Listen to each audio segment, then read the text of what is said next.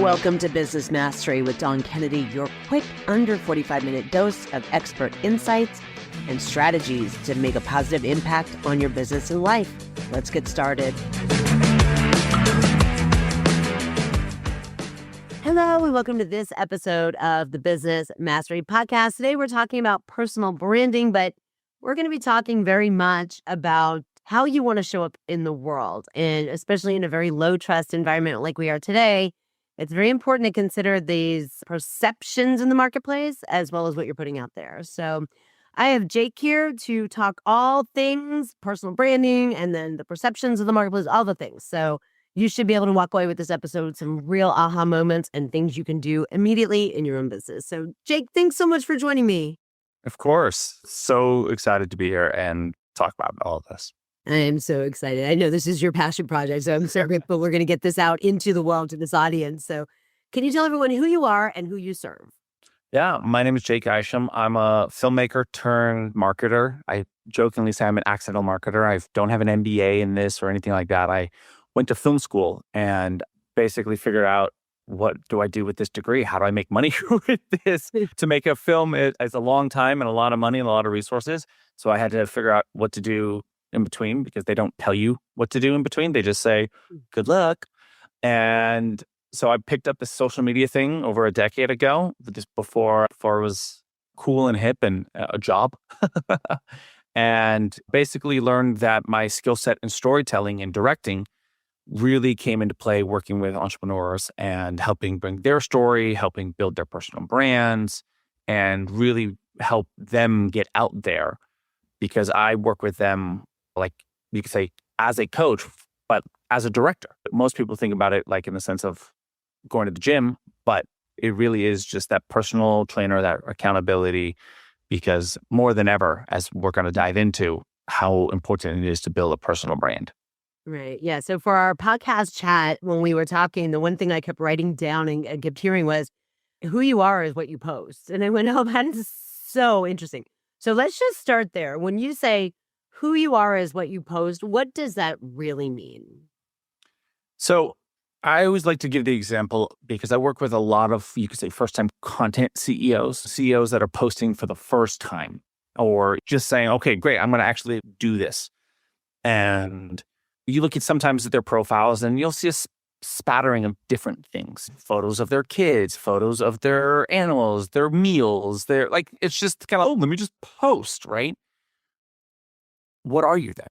You're like, or if you post just about your kids, you're coming off as a parent, which is, there's nothing, again, I'm not saying right or wrong. I'm talking about using social media as a vehicle to grow your business. That's what we're talking about. So if you look at it through the frame of that, if you want to just post about your family, that's great. But you won't be known as the entrepreneur, the CEO, the whatever other branding you want. And like, this was something, it was a hard lesson I learned very early on, where I call PR perceived reality, not public relations. And that's where, again, the early journey, and I'll tell you the story about it. It's like how I came up around with this idea of you are what you post. And I was right outside of film school. I was working with some nonprofits. It was a great deal. I didn't get paid, but I got to travel. It was great for the first couple months. And then I realized, right. I have to eat. I got food paid for when I was traveling, but when I was back home, I didn't get any food. So basically, I'd go out, like one of the trips I had was to Japan. I was out there for a week. 6 days, I was working directly with the executive director of this, filming her, getting all the behind the scenes, getting all the content. And then I had 1 day in Japan to go have fun and for me, it was street photography. That's still a huge passion of mine. And I had a day where I got to shoot all this amazing photography. And this is, again, while you were still, this was over a decade ago when you would post in real time. People weren't like, oh, let me batch shoot stuff, where it's common practice now. This was like, okay, great. I had 1 day in Japan, and essentially where I was free, and I got, let's say, about 60 great photos. So then I got back home to Los Angeles, and I started just trickling them out over the next 2-3 weeks. And I remember waking up one Sunday morning, scrolling through Facebook, This was when Facebook was still cool with the youth, and seeing a bunch of photos of a friend's party. And I texted him, being like, what the heck? Where was my invite? He's like, bro, you're in Japan. I just saw your Instagram. I was like, no, I'm in LA. I'm sitting on my couch. And that's when I realized you are what you post. Yeah. And the same thing was true even just this last 4th of July. I posted some old photos of when I was in Florida for 4th of July, having taken some photos there. And I posted it this year, 5 years later. People were like, hit me up. Oh my God, are you in Florida right now? Let's say hi. Let's get coffee. I'm like, nope, I'm in LA. So it is still rings true that you are what you post. You have to be so conscious of it. And that's where it's like, what do you want to be known for? What do you want to be known as?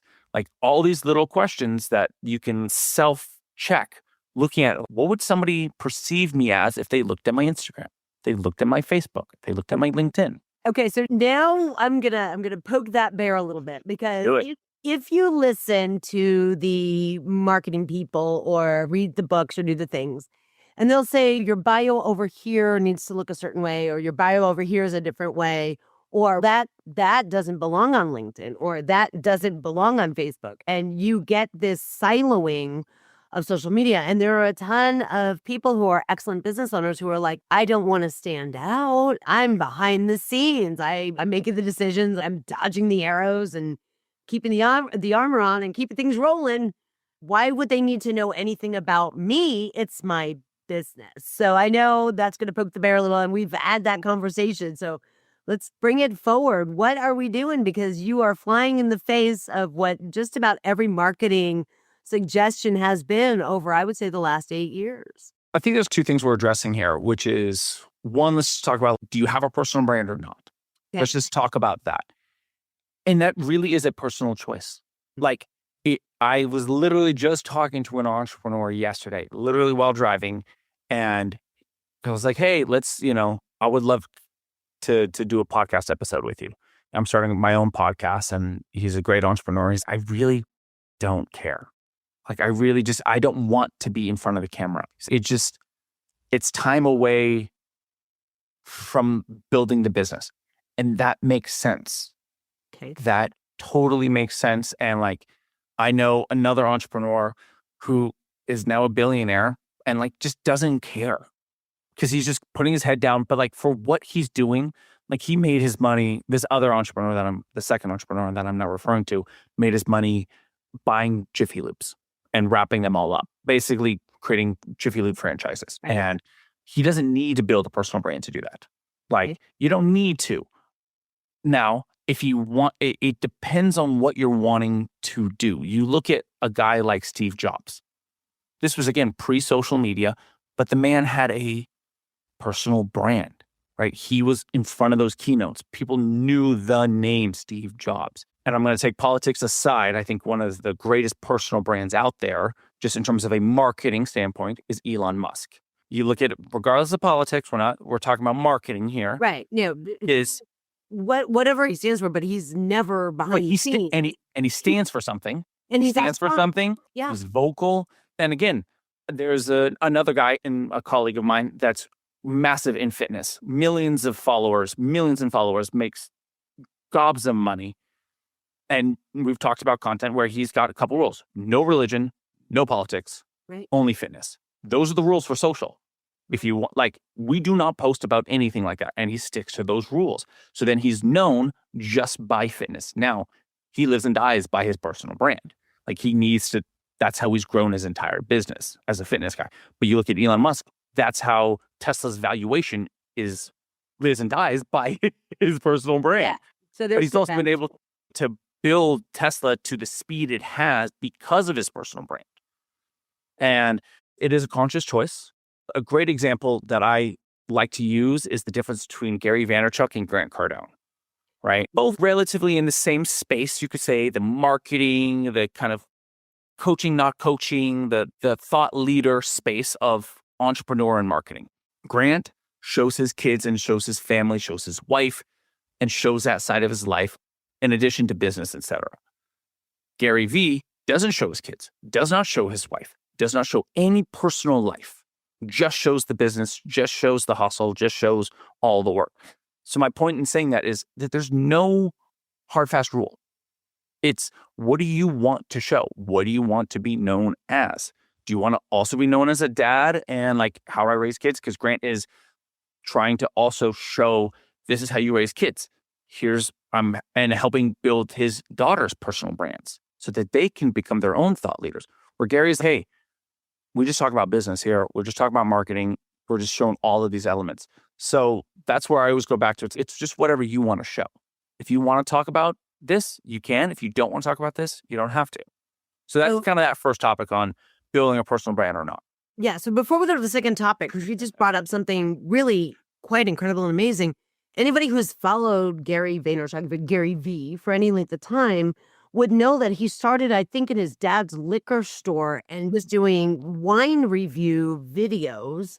And you can still find these wine review videos from 15 years? Yeah, something like that. Yeah. Like, did over 1,000 videos. 1,000 videos. So can we talk about the fact that it's evolved, although the message is probably pretty consistent? And I think that might be something we need to talk about, is your personal brand could evolve with you, but it doesn't change who you are. So authenticity from the start.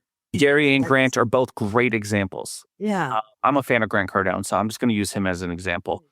Did he do wine videos? No, but he started, like, if you just think of it like personal brand, like this is, again, who are you? What do you talk about? He started off as a car salesman. Okay, I didn't know that. And then he came up and became I'm crushing at car sales. I can teach people how to sell cars. Brand evolved. Then he went, I'm crushing at teaching people how to sell cars. I can teach people how to just sell. Doesn't have to be just cars. It can be just this or that, or whatever business I can teach. I can help improve your sales. So then, people are selling, and again, this is all with his own personal development. And the same thing with Gary. Started, I'm working for my dad behind the counter. I'm the cashier. To then, I need to help grow my dad's business. Let me help. There's this thing called the internet and YouTube. Maybe that'll help. Let me try it. Excuse me. And then, I've built an entire, I think he over 10.5x'd his dad's business. He 13x'd his dad's business in 8 years by doing these videos. He went, okay, we have something here. I can help other brands now do this. Starts VaynerMedia. I can help other entrepreneurs do this. I can help invest in businesses. Now that I'm making money, I'm investing in business. He's now an investor. Your brand grows with you. And one of the things I always talk about, especially to younger entrepreneurs who are getting into the space or getting into, what do I talk about? It's you got to slay dragons, because it goes back to, again, I go back to storytelling. You're the protagonist. You're the Luke Skywalker. You're the Frodo Baggins. You're the Harry Potter. If Harry Potter, the reason why we like Harry Potter versus XYZ background character is because he is the one to defeat he who shall not be named. But that's why we like Harry's story, is because he's the one having to defeat the dragons. And so you have to go look at, what are the dragons you've had to defeat? That's very interesting when you point that out, because in real time, all of these other characters were also there in the frame, right? So Harry was at Hogwarts, and I don't remember the whole story. I didn't even finish all the books, but my kids have all the movies, right? I'm aging myself. But all those other characters were around there in real time, but we do remember Harry. So I think there's something, maybe to your point, that even if maybe you do decide that you want to build a personal brand as the entrepreneur, it doesn't mean that the business necessarily has to go by the wayside. Everybody remembers Hogwarts, but to your point, they really know Harry's story. Yeah, and I look at building a personal brand as it allows you to then evolve, and your audience will then continue to buy from you as long as you keep providing them the correct value and you don't take advantage of your audience. You look at Elon, again, to go back to somebody like Elon Musk. Go, okay, great. I'll buy a Tesla from you. I'll buy Starlink from you. I'll look at just the next things he does. Great. It doesn't matter what he's buying. I'm trying to think of blanking on every entrepreneur now, but Grant Cardone's another great one. Whether you, again, like him, don't like him. I'm going to buy the next thing he puts out because he's helped you. And so as long as you keep helping people, they'll keep exchanging with you.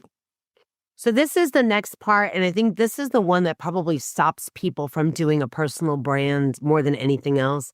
And this is the idea that you have to be comfortable understanding you're not for everyone. Yeah, just the same way your business is not for everyone. You don't Right. serve everyone. Even though you're like, oh, we serve everyone. No, you don't. Even like Disneyland, right? Let's just take Disneyland. Oh, it serves everyone. There's a price point to get in there. It's $150 a ticket. Wow. Low income individuals are either saving up for a year or years to go to Disneyland. It's not for everyone. Also, like the same way a football game is not for everyone. Like it has a broad mass appeal, but it's not for everyone. So your personal brand is not for everyone, but just speak to who you need to speak to. So again, my background is as a filmmaker and as an artist.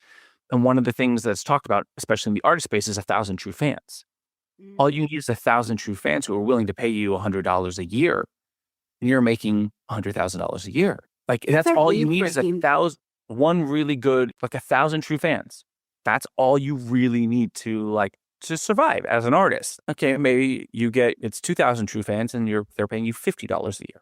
But it's such a reframe from the idea of I don't know what to post because I don't want to offend anyone or have somebody misperceive my brand or something like that. Or I don't want my business to be, I don't want to offend anyone, or I don't want to turn anybody away from potentially being a customer. And this is such a real reframe that, hey, you have to be comfortable understanding that you're not for everyone. And the idea of legitimately 1,000 true fans, I don't think I've heard that before. And it makes so much sense in the art space, but it makes sense in the business space.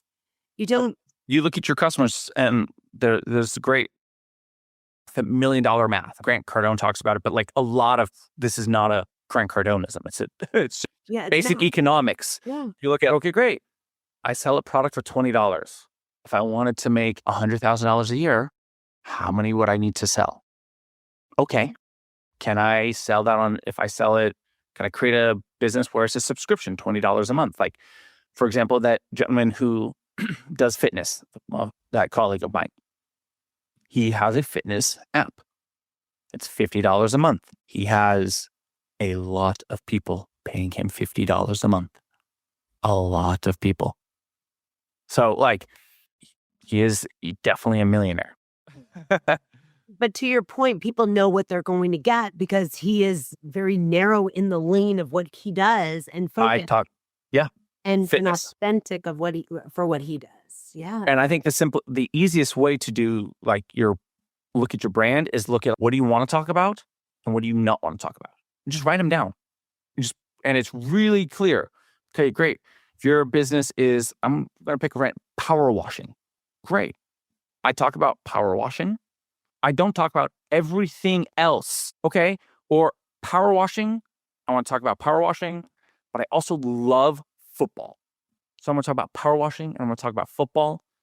And when I do power washing, I'm going to make the logos of all the NFL teams as a fun little shtick. So great. Do you see how that becomes a little bit more of the brand? And yeah, you could put it under the company, but why not just put it under your name? And you become the guy who power washes logos into people's driveways, because then you get hardcore NFL fans who will pay extra for custom designs. So their driveways are not spotless clean, but they have cool, amazing designs in their driveway to support their team. That's cool. Like you now can start charging a premium for that. Not, it's $100 to power wash, but now it's $300 if you want your team's logo in it. Yeah. Right. No, this is... And that's just me coming off the spot, but put the things you like together in a bucket. Put the things that for me, I don't talk about politics. And that's why, as you noticed when I mentioned Elon Musk, I was like, this is not political. Yeah, I don't talk about it. Yeah, we have some very hard and fast rules about those things, not because maybe we don't have an opinion, but the opinion is not our personality. It's irrelevant for the brand. Yeah, it's irrelevant for a lot of things. It's kind of collateral. I would have a very hard time, I think, finding anybody who doesn't have opinions on things, but those opinions, doesn't necessarily affect your day-to-day and things. They're collide. Yeah. And it could be But opinions on anything. and I know guys who love just debating politics. They like enjoy it. So they post about it a lot. I'm like, okay. And look, and that's my point is it's to each his own. And the whole point of building a personal brand is to build that tribe, is to build that community, is to build the people who are with you. Okay. So to the second part of the question, the conventional wisdom, and I'm going to say it's conventional wisdom because it is very siloed. You can find people who truly are experts in Instagram or LinkedIn, or they're experts in the algorithms and the Facebook and all the things. And I don't diminish that in any way. I think it takes a lot of skill and talent to be able to get those algorithms to behave. My point is if you are a business owner and you don't have, let's say, an in-house marketing expert on LinkedIn or something, then what's the next thing you do? Is you either find a coach to work with for a few months or someone for a season, or you read Marketing for Dummies or Social Media for Dummies, or you pick up the book, or you go and you have a newsletter that comes to you. Almost any of the e-commerce sites and a lot of the POS systems like Square and some of those, they have newsletters that they'll send to you about what's working in the marketing and things like that. And if you take that conventional wisdom, they're going to tell you the bio for this one looks this way, and this looks this way, and the format of your content, right? So whether it's horizontal or vertical or this or that, or I think even Canva sends emails. I think they're all relevant and amazing. But listening to you here, you're like, look, you're looking for 1,000 raving fans. You're not necessarily looking to put yourself on every single platform. Maybe that's not relevant, or if it is, or how can you mix that authenticity with the rules of the individual platforms people are using? So I have a really simple framework that I've learned that makes this really easy especially for the complicate. What are we doing? How are we doing to get you out of the thinking? First is you just got to make any content. What content do you enjoy making? Do you like making videos by yourself? Would you like to do a podcast? Would you like to write? Do you like to just speak? And so you want to just do an audio like it doesn't matter. What are you willing to do that you're going to continue doing? So that's the first thing. Or is there a platform that you like consuming content on? Like, for example, you love watching long form YouTube videos. So you understand, you have more reality and affinity for that platform. Now, I need to stop you for a second. Sure. How many entrepreneurs have you asked the question, how do you like to make content, or how do you like to educate or share or whatever? How many of them can actually answer the question? I don't know that I have seen too many people actually ask the question, how do you like to make content? How do you like to consume content? I think most of the time it's, okay, we're going to post 3 days a week on Facebook because our people are on Facebook, and twice a week on Instagram, and then 2 articles a month on LinkedIn. And they don't consider the creator. How many people can actually articulate, when I think about it, this is what I like? I'm like you, though. I'm a documentary. Like I consume those long documentaries. Yeah. Those are my things. And it makes sense. You have a long form video podcast. Right. So how many people can just answer that question, though? Or how many people I get all my clients to first answer it. It's the first thing I ask. Okay. Hi, this is a Business Mastery Podcast. Has anybody ever asked you the question? And actually, I do want to know down in the comments, you're watching this, because I don't know that question's maybe asked when it should absolutely be the first one. Yeah. And so what content do you like to consume on what platform? And if they're talking to me, they're looking at starting to create content. And so do you have a preference on, because at the end of the day, it's always compare social media to the gym and working out. Okay. My wife, for example, refuses to lift weights. Refuses. Her background is as a dancer. She's like, I don't want to be bulky. But she'd happily go to do aerial. She loves aerial silk, the whole Cirque du Soleil type workouts. She loves that. She'd go every morning if she could. So you have to pull her away from that type of workout. You'd have to literally drag her by her toes to get her into a gym. Why would I do the same thing if somebody says, I really do not want to be on camera? don't put them on camera.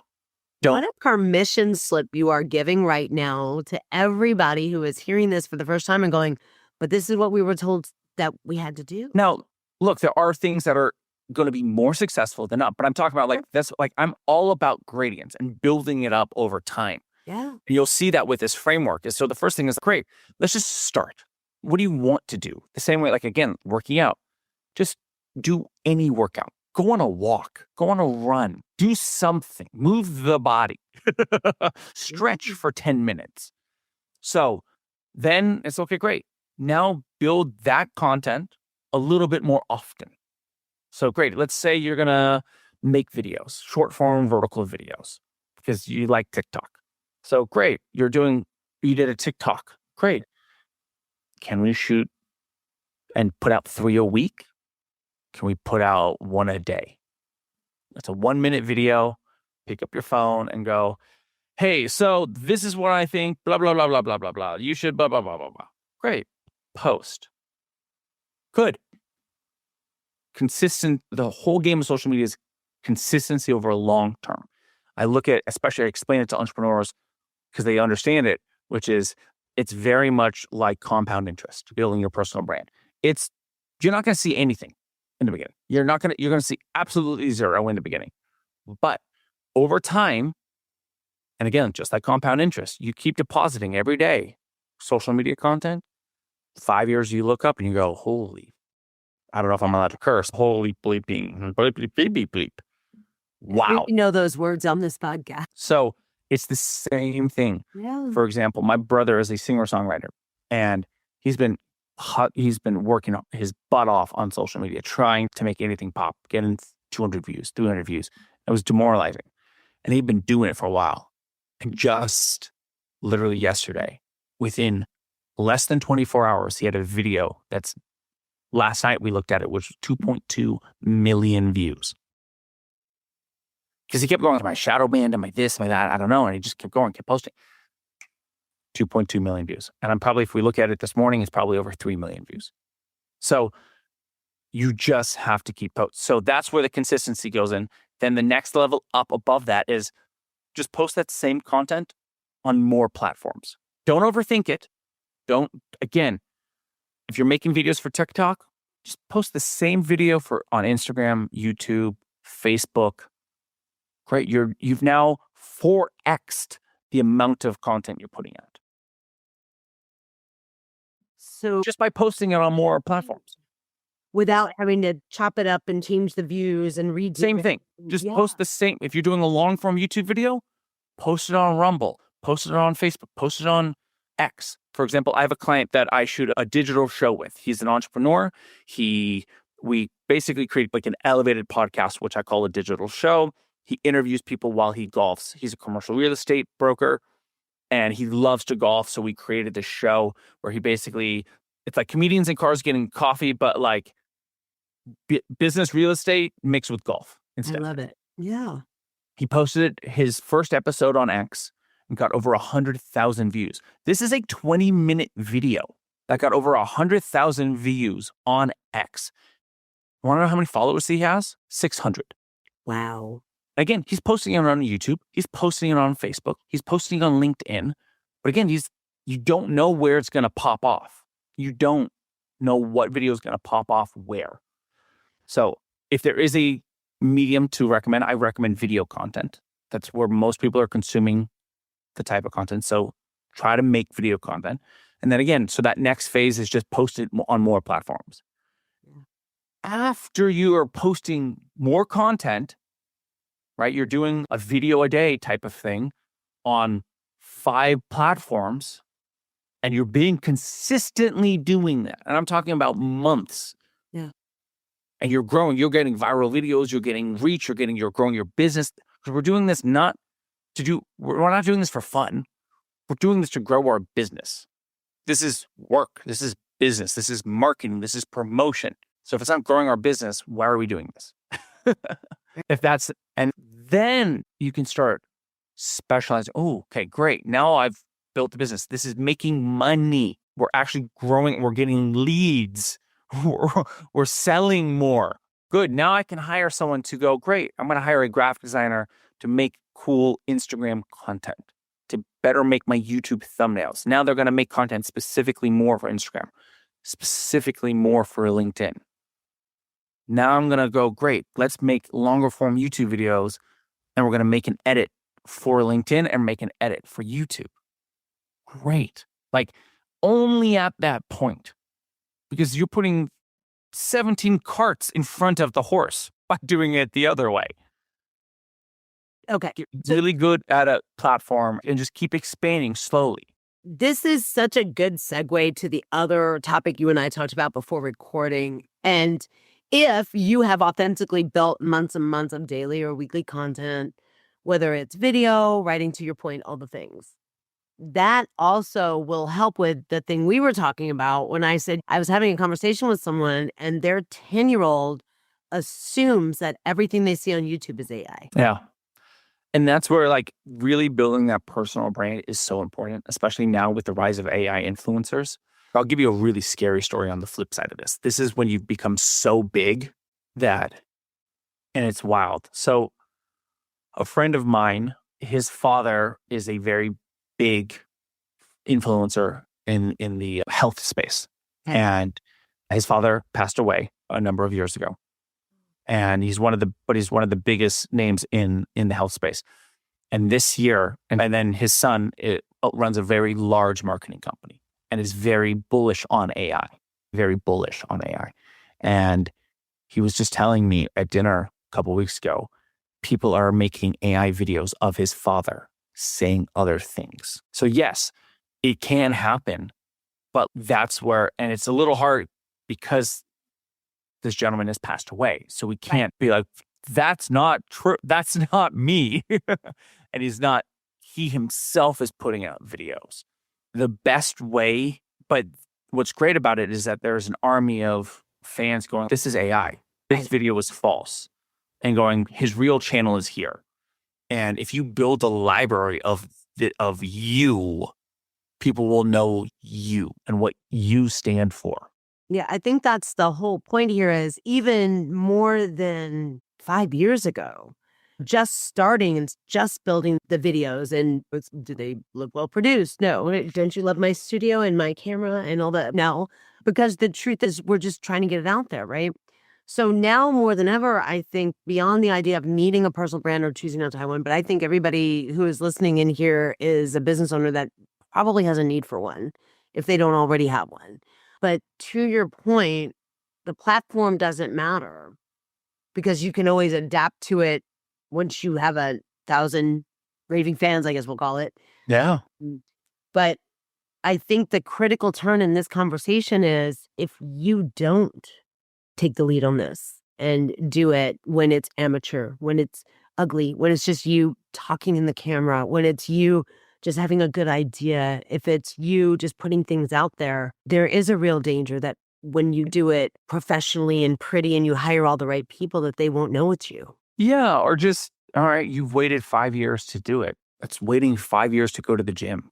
Yeah. That's why I always compare it to social media, to the gym. Like, when's the best time to work out and compound interest? When's the best time to invest? Yeah.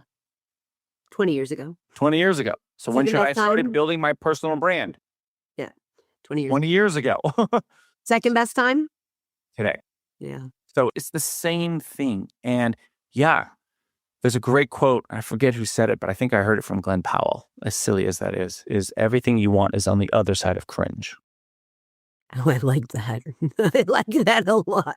So we're all going to be cringy. We're just going to go and do it. But the cringe is in you. Others are not going to look at it cringe. And the people that are above you are the people who've done it. And the people, they're never going to go, oh, you're cringy. They're like going to go, I was there. I understand. It's the people who are not doing it. The people who wish they were doing it are going to be the ones judging you. Not the people who are on the journey, not the people who are ahead of you. And it takes a lot of courage to do it. It takes courage, but it takes courage to go to the gym and lose the weight. It takes courage to go, I'm going to take this 10% out of my paycheck put it in the S&P 500, put it into this XYZ stock, and hope it'll grow. It takes courage. It's not, oh, okay, whatever. Like, I run through it on my own personal brand constantly. And I do this for a living. Yeah. Like, we all do it. Like, that's why personal trainers exist. That's why financial brokers exist, is to help give you the confidence.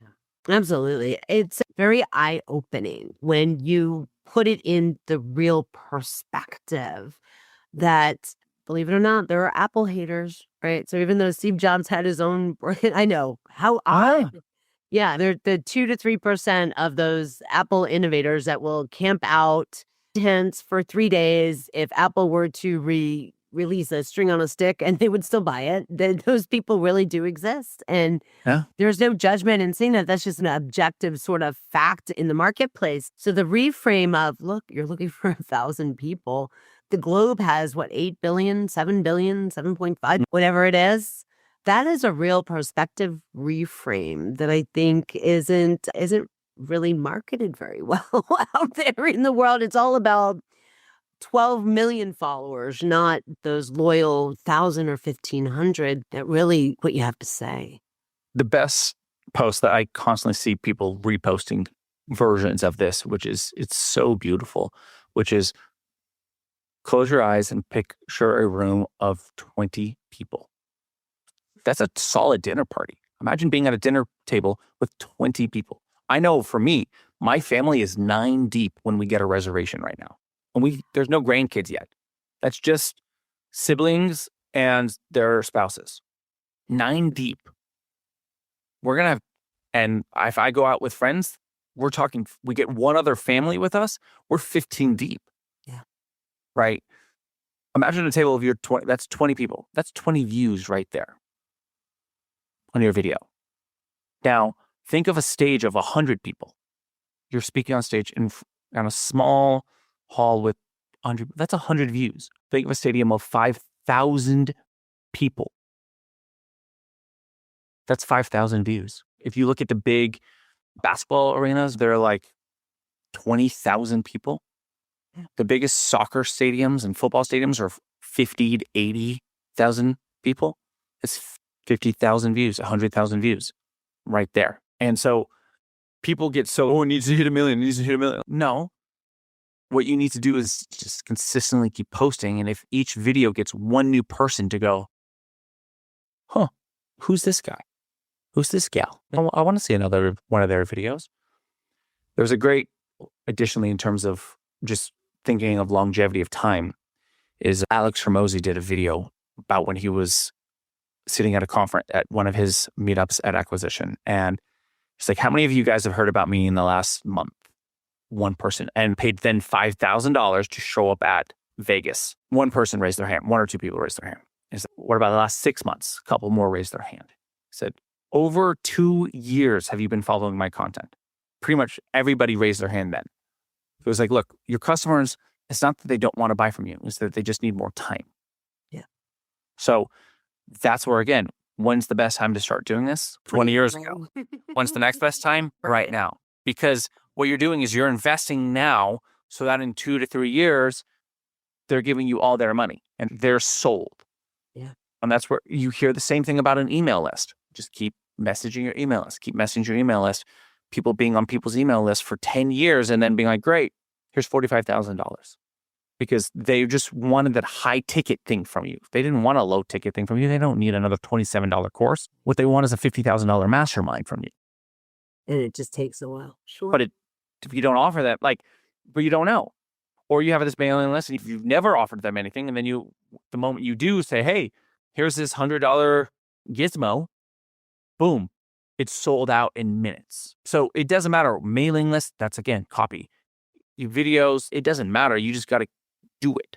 Right. Is at the end of the day, and do it consistently, even when you're not seeing anything. Because again, take my brother's example. He was doing it for 2-3 years on and off. And in the last year, he said, okay, going hard, doing 3 videos a day on 4 platforms. And then had 100,000 viewed video. And then now a video at over 2.5 million. That's amazing. Okay. So where can people find you and get you to help them tell their stories and maybe help them define a personal brand? Because I think everybody listening in here at least has a new or different perspective on this than we did 40 minutes ago. So where can they find you? Where can they? LinkedIn is great. LinkedIn is a fantastic resource and a way of connecting with me. Feel free to DM me there. Additionally, if you just search my name, Jake Isham, on Google, you'll see probably 18 different versions of my social media. Unfortunately, they are all me.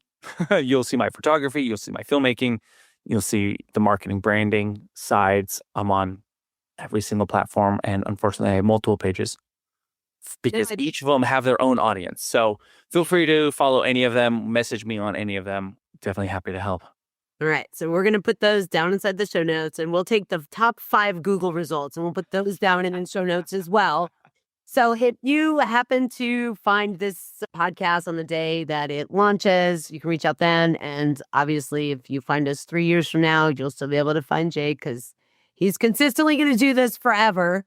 So thank you so much for this conversation. This is so important. And I do want to honor something you said, and that is so many times now in marketing, and I don't think it was ever a nefarious thing, but we've made numbers disconnect from the bodies that are actually those numbers. So instead of counting heads, we started counting numbers. So to your point, a football stadium full of fans, those are real humans and those are bodies and seats. And thank you for that perspective. I think it's really gotten lost.